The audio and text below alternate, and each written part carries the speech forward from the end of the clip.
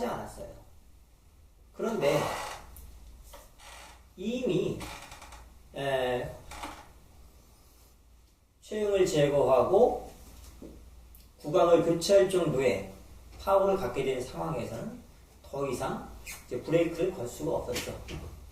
이성계의 그 휘하에 수많은 장수들은 이성계가 직접 왕권을 차지한다는 것이 적합하다고 제안을 하게 되고 결국 이성계는 그 제안을 받아들이게 됩니다.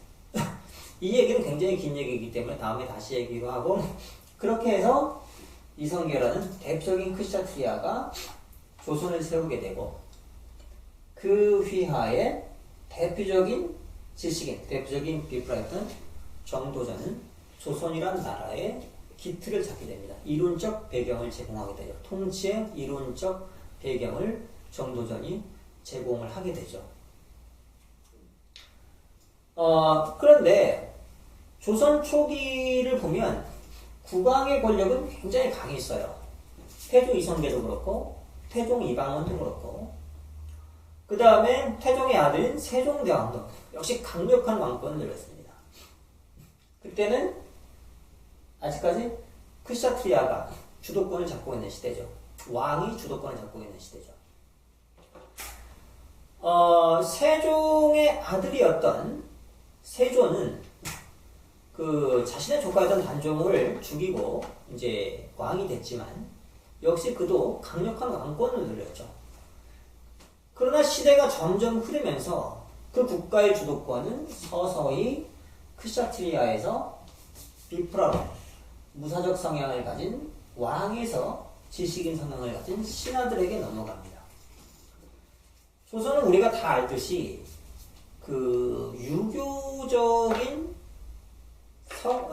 통치 이념, 성리학이라는 통치 이념을 가진 나라였고 그 성리학은 대단히 철학적이었기 때문에 조선은 특이하게도 이러한 그 철학적인 통치 이론을 배경에 깔고 성립한 나라였어요. 그러니까 수많은 그 신하들이 서로 논쟁을 하면서 실질적으로는 자신의 실리를 위해 논쟁을 하지만 그 논쟁의 내용은 대단히 철학적인, 성리학적인 내용을 가지고 논쟁을 하는 경우가 많았죠. 그처럼 성리학에 익숙한 성리학의 전문가였던 조선의 관료들은 바로 전형적인 비프라들이었습니다. 서서히 시대가 지나면서 국가의 권력은 왕에게서 신하에게로 넘어가죠. 이게 왜 그러냐면 이것은 전 세계적으로 비슷한 상황인데요. 유럽도 그렇고 아시아도 그렇고 어느 나라든지 국가가 형성되고 일정 시기가 지나게 되면 그 국가의 권력은 국가의 주도권은 서서히 왕에게서 신하로 넘어갑니다. 왜 그러냐면 왕권은 자연스럽게 그 아들, 특히 장자 승계가 원칙이죠. 왕의 지위는, 왕권은 장남에게 넘어가는 게, 장남에 의해서 상속되는 게 전 세계 어디나 원칙입니다. 근데 실제로 국왕의 지위가 장남에게 넘어간 사례는 많지 않아요. 이게 참 재밌는 거죠. 어쨌든 간에 장남은 아니더라도 보통은 이제 아들에게, 뭐 특이하게 이제 딸에게 넘어가는 경우도 있긴 있지만 대부분의 경우는 왕권은 왕에서 그 아들에게 넘어갑니다. 그런데 대체로 어떤 나라를 세운 왕들은 굉장히 강력해요. 능력이 뛰어납니다. 용감하고 뭐 지능도 평균 이상인 경우가 많고 이성계만 해도 대단한 그 장수였죠. 외구를 격파하고 연족들을 다 거느렸던 그런 대단한 장수였는데 이성계의 아들이었던 그 태종 이방원은 역시 그 아버지 못지않은 용맹한 장수였죠. 그 조선의 성립 과정에서는 대단히 특이한 것이 아버지였던 이성계와 아들이었던 이방원이 협력을 해서 사실상 부자 간의 협력을 통해서 성립된 국가였어요. 그런데 재미있는 게 이성계는 그 왕권을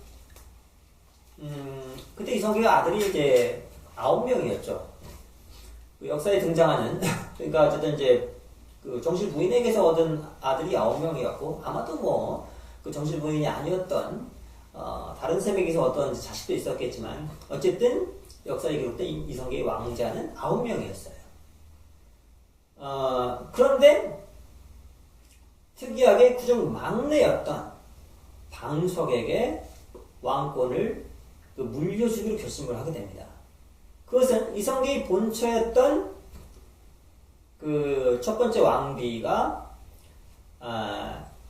그 조선이 건국되고 왕비로서의 영광을 누리지도 못하고 죽는 바람에 첫 번째 아내의 아들이었던 5명 중에서는 그 후계자 지명을 받지 못하고 두 번째 아내였던 이성계의 두 번째 아내였던 그 왕비에게서 나온 아들 중에 막내였던 방석에게 그 왕권을 물려주게 되죠. 이것은 그 이성계의 그 왕비였던 그 방석의 어머니였던 당시의 중전의 끊임없는 호소였죠. 눈물을 흘리면서 호소하고. 왜냐하면 자신이 보기에도 자신의 아들 중에서 왕이 나오지 않으면 자신과 자신의 자식들은 생명을 부지하기 어렵다. 생존을 보장받을 수 없다. 중국에도 수많은 사례가 있죠. 정말 그 왕권 앞에는 부자지간도 없죠. 형제지간은 당연히 없는 거고 부자지간도 없어요. 그렇기 때문에 대체로 어떤 왕조 사회에서는 수많은 왕자 중에 한 명이, 그러니까 원칙적으로는 장자승계가 원칙인데 좀 장남이 그렇게 똑똑하고 파워가 있는 경우가 꼭 많지는 않았기 때문에 그 중에 강력한 유능한 아들이 왕이 됐을 경우에는 나머지 왕자들은 보통 변방에 가서 살도록 조치되는 경우가 많아요. 땅 일부를 주고. 왜냐면 중앙에 있으면 충돌할 수 있으니까. 잠깐 이제 살려두질 않는 경우가 많죠. 그 경쟁자들은.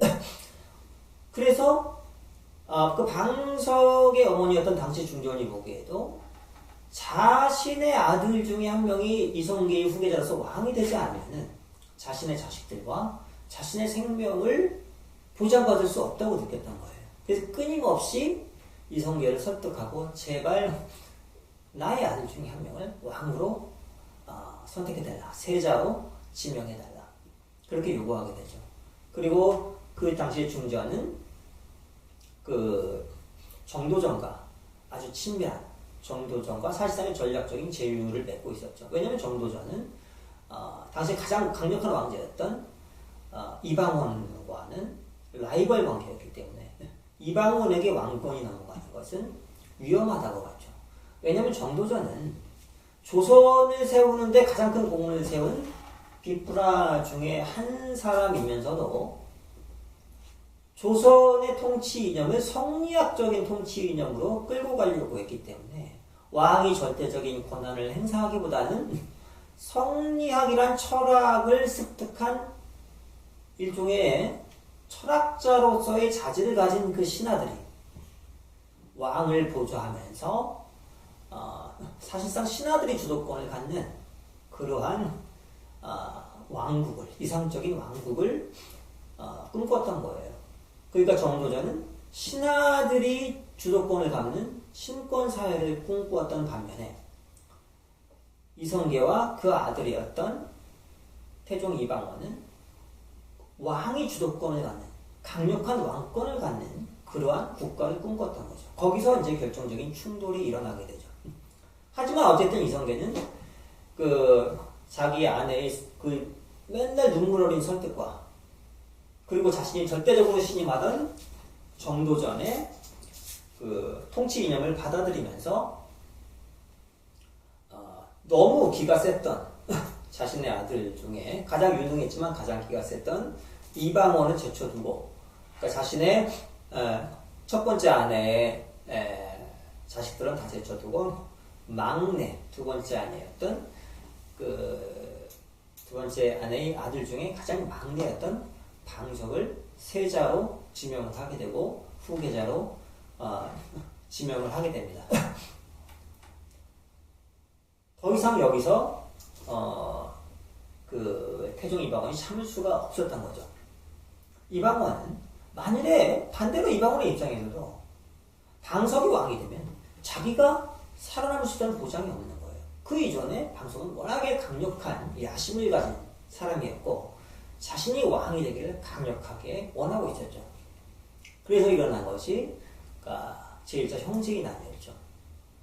세자로 지명된 이복 동생이죠. 이복 동생이었던 방석과 그리고 다른 이복 동생을 다 함께 제거하는 제1차 형제의 난을 일으키면서 주도권을 잡게 됩니다. 이제 뭐 이런 그 역사적인 얘기들은 뭐 재미있긴 하지만 이제 굉장히 또 긴 얘기가 될 수 있기 때문에 나중에 이제 기회가 되면 이제 또 시리즈로 얘기를 하도록 하고요. 이런 것처럼 이방원도 사실상 쿠데타로 정권을 잡은 전형적인 그 크샤트리아 계층이죠. 그런데 이제 뭐 한참을 가다 보면은 조선 사회가 한참을 가다 보면은 주도권이 완전히 이 신하들에게 넘어가게 돼요. 특히 이제 그 영종족, 어떻게 보면 조선의 이제 가장 위대한 이제 왕들은 크게 보아서 뭐 이제 세종이라든가 이제 영종족 뭐 이런 왕들을 많이 꼽습니다만 이런 그 왕들의 왕권이 강력했던 주도권을 완전히 장악했던 이런 왕들의 시기가 지나면은 이제 신하들이 주도권을 잡는 비프라의 시대가 돼요. 이 시기로 상당히 이제 오래 가게 되죠. 예를 들어서 뭐 정조가 죽은 후에 있었던 세도 정치라든가 이런 건 완전히 사실상 그 왕의 외척이라든가 신하들이 왕권을 제쳐두고 그때는 이제 왕이 누구를 될지 신하들이 선택을 합니다. 그러니까 택군이라고 하죠. 왕을 선택할 정도로 신하들이 왕을 선택하는 택군이 하나의 관행이 될 정도로 왕은 유명무실한 존재가 되고 이 시기에는 완전히 그 사회 주도권이 그 신하들에게 비프라 계층에게 넘어갑니다. 재미있게도 이건 전 세계가 비슷해요. 전 세계가 이런 그 사냥과 채집을 하는 수드라의 시대에서 부족이 형성되고 부족과 부족이 충돌하는 그 시기에 이제 크샤트리아가 사회를 주도하게 되고 이러한 전쟁에서 승리해서 국가적인 규모로 키우게 되면 이들이 이제 왕의 역할을 하게 되죠. 그 다음에는 그 왕이 혼자서 전 나라를 통치할 수 없기 때문에 이러한 지식인들이 신하로서 국가를 통치하게 되는데 자연스럽게 이들에게 주도권이 넘어갑니다. 왜냐면은 왕이 똑똑하다고 해서 그 왕의 아들이 똑똑하다는 보장이 없어요. 대체로 인류 역사를 보면은 이런 위대한 그 영웅들은 전쟁에는 능하게 되지만 영웅후색이라는 말이 있듯이 그냥 미인들만을 얻으려고 해요. 어느 뭐 역사나 마찬가지죠. 근데 그 어떤 용맹한 왕과 그 미인을 얻어서 그 왕비와 결혼했을 때 나온 아들이 왕자가 똑똑하고 유능하다는 보장은 없죠. 가면 갈수록 이성계나 이방원까지는 용맹했고 그 아들 세종은 대단히 총명했지만 그 아들 문종은 좀 나약했고 세종의 손자였던 단종으로 가게 되면은 물론 너무 어릴 때 억울하게 당했지만은 너무나 유약한 실질적으로 왕권을 행사할 기회조차 갖지 못한 유약한 왕이었죠. 그러니까 삼초연이었던 수양대군에게 왕권을 뺏기게 되고 그 수양대군은 그 왕권을 빼서 자신이 이제 그 세조가 됐고 그 뒤에 가면 갈수록 조선 전기에 이성계나 이방원이나 세종과 같은 그런 강력하고 용감하고 유능한 군주들은 그렇게 많지가 않습니다. 조선 역사를 통틀어서 불과 너댓 명 정도밖에 안 되죠. 우리가 정말 기억하고 뛰어난 왕이라고 할 만한 왕은 그렇게 많지가 않아요. 그렇기 때문에 뭐 여자 밝히고 뭐 이렇게 그 정치에는 별 관심이 없었던 왕들이 많죠. 이런 왕들은 서서히 그 주도권을 그 신하들에게 뺏기게 되죠. 예를 들어서 이제 그 유럽을 봐도 그렇고 중동을 봐도 중동의 경우는 아직도 이 비프라들이 많은 그 실권을 갖고 있습니다. 아랍 국가들은 성직자들의 파워가 강하죠. 예를 들어서 옛날에 그 이란의 호메이니 같은 그 성직자는 이란의 실권을 갖고 있었죠.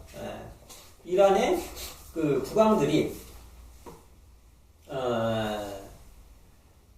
그 사실상 호메이니의 그 눈치를 봐야 됐고, 호메이니가 그 국왕을 쫓아내고 대통령을 교체할 정도로의 그러한 강력한 그 권력을 갖고 있었죠. 이런 것처럼 이슬람 국가들은 아직도 이러한 비프라들이 실권을 갖고 있는 경우가 많아요. 유럽의 경우는 중세, 1000년에 가까운 그 중세 시대 동안 성직자들이 강력한 권한을 갖고 있었죠. 지금의 경우에는 이제 카톨릭의 신부들 같으면은 뭐 성당에서는 존경을 받지만 실제로 그 행정 조직을 카톨릭 신부들이 좌우하진 않죠. 하지만 그 과거 중세 시대에는 어떤 카톨릭의 신부들은 거의 군수급 이상의 권력을 갖고 있었고, 카톨릭의 주교 정도 되면 웬만한 국왕의 권력, 그러니까 추기경은 뭐 주교나 추기경은 거의 국왕의 권력을 갖고 있었고, 교황은 황제 이상의 권력을 갖고 있었죠. 그런 것처럼 유럽의 중세 시대는 바로 이러한 그 비프라들이, 성직자는 대표적인 비프라 중에 하나죠. 그때 당시의 유럽 사회에서는 성직자들은 지식을 점유하고 있었던 대표적인 비프라들이죠. 이러한 그 성직자들이 사실상 지식을 그 점유하고 있었기 때문에 일반 시민들은, 그 일반 대중들은 지식을 가질 수가 없었어요. 굉장히 어려웠어요. 대표적으로 그 라틴어를 몰랐기 때문에 대부분의 사람들, 그러니까 카톨릭 사제들만이, 카톨릭 성직자들만이 라틴어를 알 수 있었고, 라틴어를 아는 카톨릭 사제들만이 성경을 볼 수 있었고, 심지어 나중에는 교회법상에 일반 평민들은 성경을 보는 것을 금지시킵니다. 왜냐면은 볼 수도 없었지만 일반 평민들이 바이블을 이해하게 되면, 일반 평민들이 이런 종교적 경전을 이해하게 되면 그 종교의 모순을 알아차릴 수가 있게 되고, 그렇게 되면은 그 종교적 교리에 기반을 둔 사회의 모순에 대해서 도전을 하게 되죠. 그렇기 때문에 일반 그 평민들은 경전을 볼 자격조차 박탈될 정도로 그 사회가 굉장히 폐쇄적이 되고 위선적이 됩니다. 인류 역사에서 보면은 이처럼 지식인이 주도한 비프라 시기의 사회는 굉장히 그 위선적인 사회로 흐르게 되는데요. 불행하게도 대표적으로 그 한 가지 예를 들면은 매춘 제도가 바로 이러한 비프라 시기에 생기게 돼요. 우리나라의 경우를 보더라도 그 우리나라에 이제 직업적으로 매춘 제도가 생긴 것은 이제 조선 시대 때 이제 기생이라는 제도가 생기면서 그것이 하나 이제 직업화된, 공식화됐는데, 물론 그 이전에도 어떤 매춘의 형태는 있긴 있었죠. 하지만 그것은 보통 개인적으로 도저히 그 경제적인 수단을 갖지 못했던, 경제력을 갖지 못했던 일부 비참한 상태에 놓친 일부 여성들이 개인적으로 어쩔 수 없이 생존을 위해서 한 그 선택이었다면, 조선에 이르게 되면은 기생이라는 하나의 합법화된 그런 매춘 제도가 생기게 됩니다. 이것은 그처럼 위대한, 그처럼 철학적인 성리학을 배운 그 양반들이 자신의 성적 욕구를 해결하기 위해서 일부 다처제를 정당화하고 법적으로는 일부 일처되죠. 정실 부위를 하나만 둘 수 있지만은 이제 첩을 둘 수 있기 때문에 실질적으로는 일부 다처의 형태죠. 그 첩도 모자라서 기생이라는 매춘 제도를 공식화시키게 됩니다. 이것은 특이하게도 우리나라에서만 있었던 일이 아니에요. 유럽에서도 그렇고 중동에서도 그렇고 이러한 매춘 제도는 바로 비프라 시대의 발명품입니다. 이러한 비프라 시대에는 지식인들이 지식을 점유하게 되고 지식인들만이 경전을 볼 수 있고 종교적 경전이든 철학적 경전이든 경전을 볼 수 있기 때문에 이 지식인들에 의해서 지식이 완전히 통제가 됩니다. 그러면서 다른 하층민들, 그래서 대표적으로 인도에서는 그 브라만 계층, 인도의 카스트 제도는 가장 악명 높은 신분차별 제도죠. 브라만 계층만이 그 베다, 그 힌두교 경전을 볼 수가 있었어요.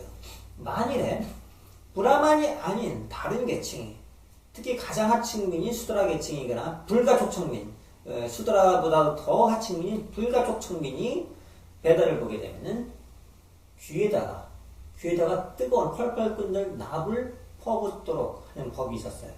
끔찍한 거죠. 단지 베다라는 철학적 경전을 봤다는 이유만으로 귀나 목에 뜨거운 납을 퍼부어서 더 이상 말하거나 들을 수 없게 만드는, 거의 목숨을 잃을 수도 있는 그런 처벌을 했던 거죠. 그것은 그만큼 지식인들이 다른 하층민들이, 소위 말하는 피억압민들, 피지배계층이 지식을 공유하는 것을 두려워했던 거죠. 왜냐하면은 그렇게 되면은 이들이 정의에 눈뜨게 되고 사회의 모순을 알게 되기 때문에 지식인들은 그것을 굉장히 두려워했던 겁니다. 인류 역사에서 이러한 비프라 시기는 이처럼 위선과 매춘으로 대표되는 아주 그 사악한 제도들이 생겨난, 지식인들이 자신들의 주도권을 지키기 위해서 만든 이러한 사악한 제도들이 생겨난 시기였어요. 그럼 이런 시기가 항상 나빴느냐? 그건 아닙니다. 이 비프라 시기가 열리게 되면은, 지식인들의 시대가 열리게 되면은 초창기에는 굉장한 혜택을 보게 돼요. 일반 민중들도 굉장한 혜택을 보게 됩니다.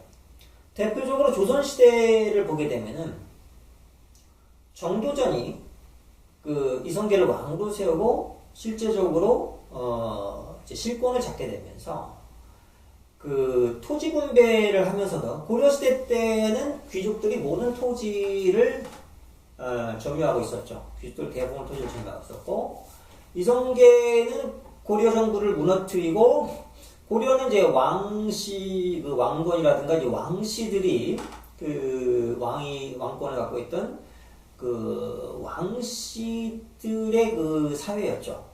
그러면서 그 왕씨 왕족들을 거의 다 제거합니다. 비참할 정도로 단지 성이 왕씨였던 것만으로도 죽음에 처해진 그런 경우가 많았어요. 이성계는 결국 처음에는 그렇게 잔인하게 하지 않았지만은 결국 그들을 살려두게 되면 후환이 있다는 그 신하들의 계속적인 그 요구를 뭐 어쩔 수 없이 받아들이면서 대부분의 왕씨들을 제거를 하게 됩니다. 그리고 정도전은 이러한 왕족들과 고려의 귀족들이 갖고 있던 농지들을 대부분의 농지를 회수해서 일반 백성들에게 나눠주는 그러한 제도를 실시하게 되죠. 근데 초창기에는 그것이 너무 혁명적이었기 때문에 평등하게 모든 경자유전의 원칙, 직접 농사를 짓는 사람이 땅을 가져야 된다는 그러한 경자유전의 원칙에 의한 완전한 토지 분배까지는 가지를 못하고, 워낙 당시 기득권층이라든가 그 왕족의 반발을 심했기 때문에 새로운 그 조선의 그 권력층들의 반발이 심했기 때문에 그렇게 완벽한 토지 분배가 하지만 이전의 고려에 비하면 상당한 수준의 그 토지 분배를 달성을 하게 되죠.